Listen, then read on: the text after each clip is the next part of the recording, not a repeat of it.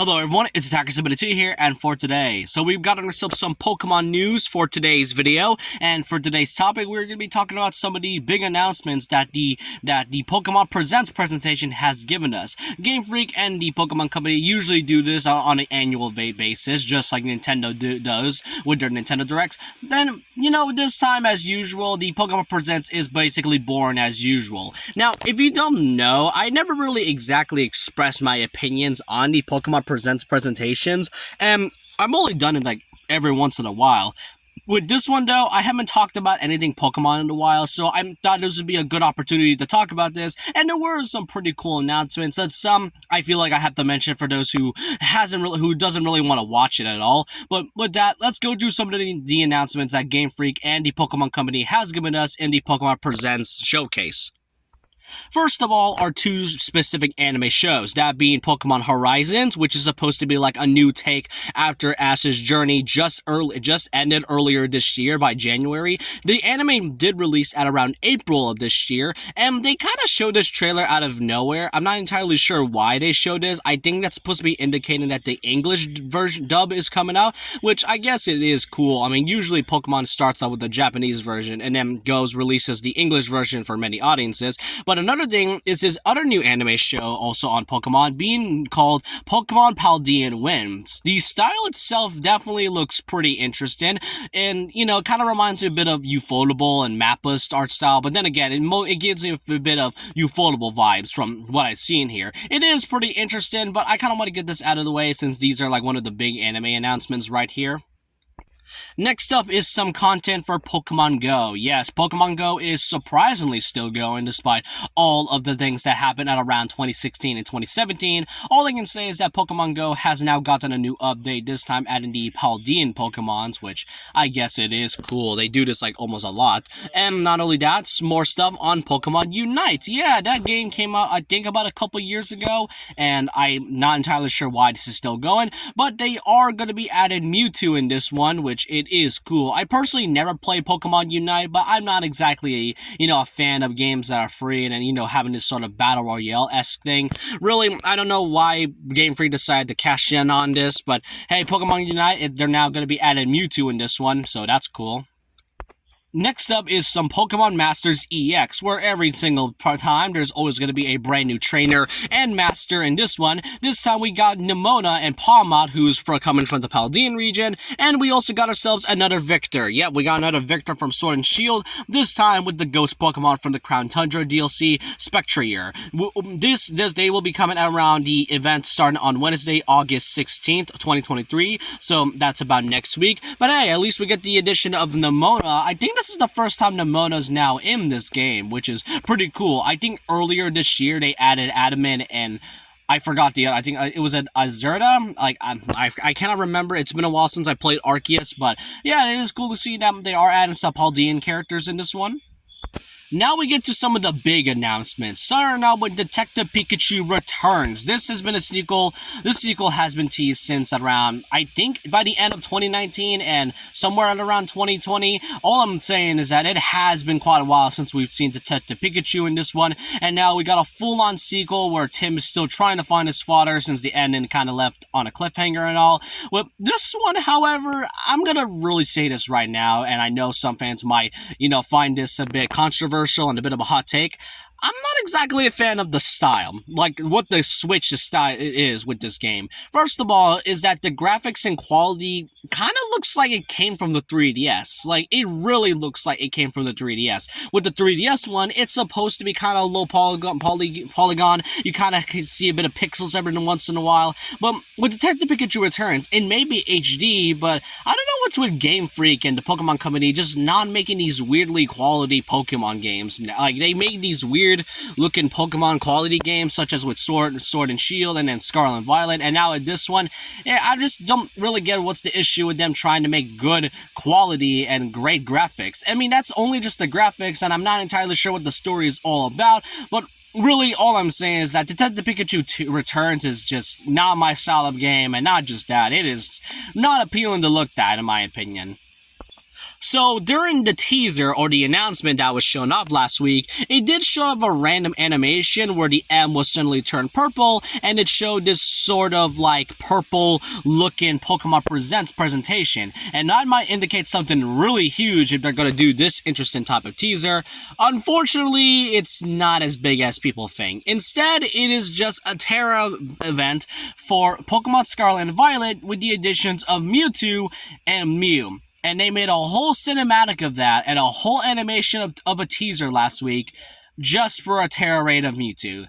I don't know what I'm impressed. The fact that they make all this animation just for a Terra raid, or the fact that they teased this for absolutely no reason. And besides, we kind of knew that Mewtwo was gonna come out at some point. I mean, come on, every Pokemon game there's always gonna be Mewtwo. However, I do want to let you know this right away is that as of right now, until September 18th, you got until that day where you can get Mew as part of your Pokemon team. You can only get it by putting in the code in Mr. Gift, get your Mew right now, and you can pretty much use any type of Terra type, whether it's by water, water, rock, poison, any type of Terra. All I'm saying is that you got until next month, and by that same month, you'll also get the Terra raid of Mewtwo. I still can't believe that they made this whole animation and cinematic just for a Terra raid. Like, Terra raids are not exactly special, that's just how I feel about it. Then we get to the part where many Pokemon fans, including myself, were a little salty about. That being Nintendo Switch Online and the expansion pack adding 2 specific Pokemon games, which are available now. For the Game Boy Color game collection, we got Pokemon Trading Card Game. Now, don't get me wrong, it was announced during last year, earlier this year, when they were going to add Game Boy games such as this one. But then Pokemon Stadium 2, if I recall, this didn't come out. This was announced 1 year ago, and the fact that these 2 came out, yeah, I'm not really gonna lie, this is not entirely my biggest, this is not exactly my favorite. You know how every single time Pokemon and GameFreak had a chance to add a Game Boy and Game Boy Advance games with the Generations 1 and 3 titles. They had a chance to do that. I mean, after all, they are making a lot of money just from Pokemon in general, so why not make a game? Why not just add Generations 1 and 3 so you can have some more money? After all, it does make a lot of people want to buy the Nintendo Switch Online membership, and as much as people might not like this, I actually do think that the expansion pack has gotten a bit more better ever since its announcement back in 2021. And now the last part being the Pokemon Scarlet and Violet DLC, The Hidden Treasure of Area Zero. Thankfully, we were just given release dates for these 2 types of, DLC packs. For the Teal Mask, it will be coming out at around September 13th of next month, which is cool. And for the Indigo Disc, it will be coming out this year by winter of 2023. So, we got some release dates, but what's more interesting about this are the brand new Pokemon that will be added. First of all, a new type of evolution for, I think it was like the Apple Pokemon. This time it is Dipling. I'm not gonna lie, I find it's pretty cool in my opinion. This is one of the best things I've seen from the Apple Pokemon in general. We also got Archaludon, who is supposed to be like the evolution to Duraludon. I'm not gonna lie, this definitely looks like this Pokemon design really just looks like a stapler. It just looks like a stapler from this point of view.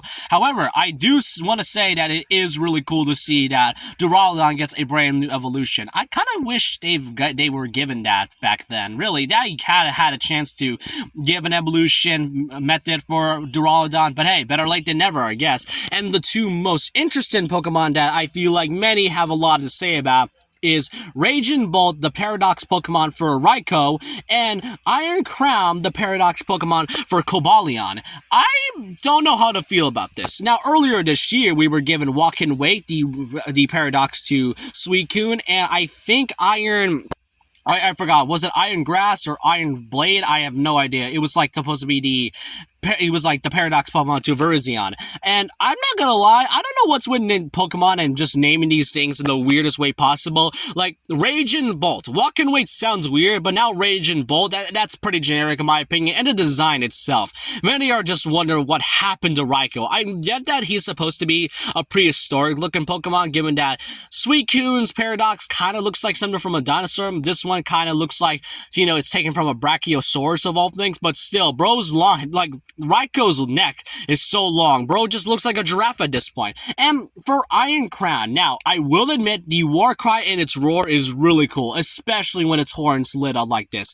However, why still call it the name Iron? This is like, I generally don't get why Pokemon can't name anything that, supposed to be futuristic and all. They mostly use Iron for almost every futuristic Pokemon, for Paradox Pokemon, which is kind of why I don't like most of them nowadays, because because the names just don't make sense, like Iron Jugulis, and there's like, what, freaking, Iron Grass or something. All I'm saying is that Iron Crown, yeah, the war cry is cool, and it's ironic because this is called Iron Crown, but Cobalion has already gotten a title for his Pokemon. He's called the Iron Will Pokemon, so why not just call this Iron Will just to match? The only name that actually looks great with the term Iron was Iron Thorns, the Paradox to Tyranitar, I think that's his name, really. All I'm saying is that the Paradox Pokemon is kind of cool, but I'm just not really a fan of the name sometimes. The designs are funny, though, and Cobalion's Paradox really does look cool.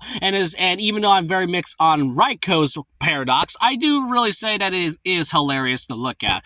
But that's it for the Pokemon Presents presentation that was shown off. Not a lot of interesting things happened aside from the ones we already know, and especially the DLC, but it did give out some pretty cool announcement. It is really boring either way. It just kind of feels like a mobile, kind of feels like, it's like those mobile games ads you get every time you open a YouTube video. This is kind of what Pokemon Presents feels every time they announce something either disappointing or something that is really mediocre at best. But let me know your thoughts and opinions down below about this. What do y'all think of this Pokemon Presents? Do you think it was boring? Do you think it was okay? Or just do you think it was kind of good in some way? Let me know all your thoughts and opinions down below about this. And so with that, leave a like, comment, subscribe, hit the notification bell for more videos, follow my Twitter, and I'll see you guys next time.